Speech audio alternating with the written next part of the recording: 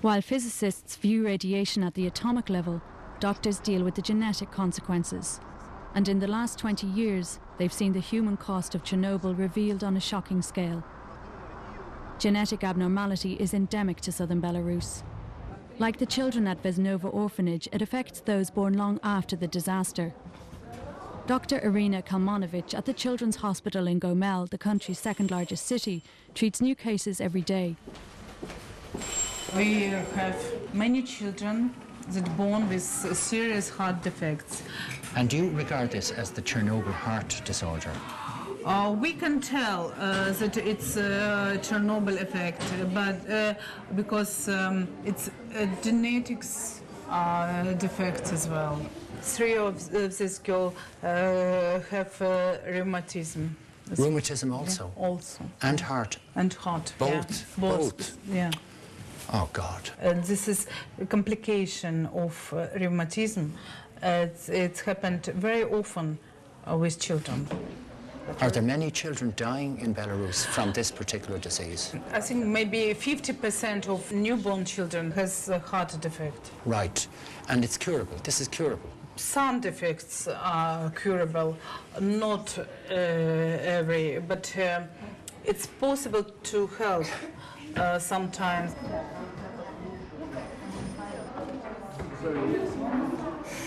We can see now many children with low immune system.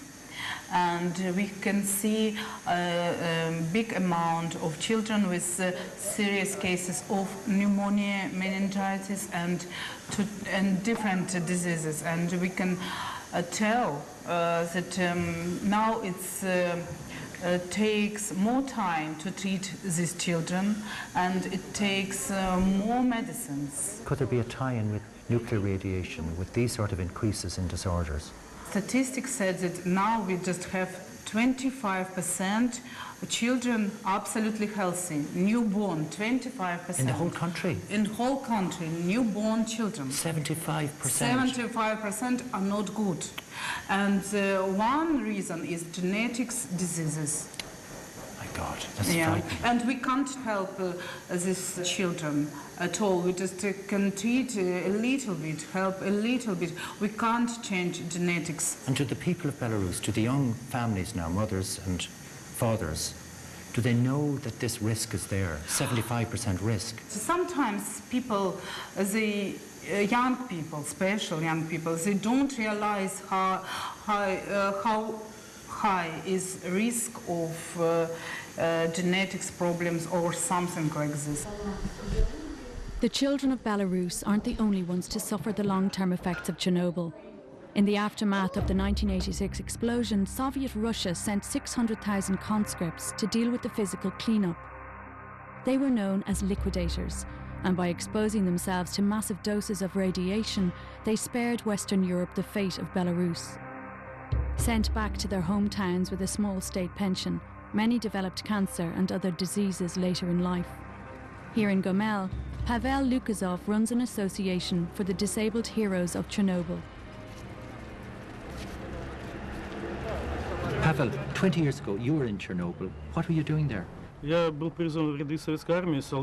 was conscripted into the army in 1984. We had to serve in the army for 2 years, and in autumn 1986 he would have come back home, but the explosion happened in spring, and so they were sent to Chernobyl. Did he know where he was going? Did he know what it was? Did he know the consequences? А вы знали, вот куда вас отправляют, последствия, которые могут быть? Да, мы знали, что мы едем выполнять опасную работу, что эта работа связана. They were told that it's very risky for their health, but being a soldier, it was his duty to go and do something. If it was not them, who would be there then? Who would have saved the world? Я тогда этого не знал, я тогда не чувствовал. Only coming back home, 6 months later, he realized that it was pretty dangerous. And then 6 months after that, all the problems started, and he then realized it had effect on his nervous system, on his digestive system. He had problems with spine, and then he had problems with immune system. Nearly every single system in his body was affected.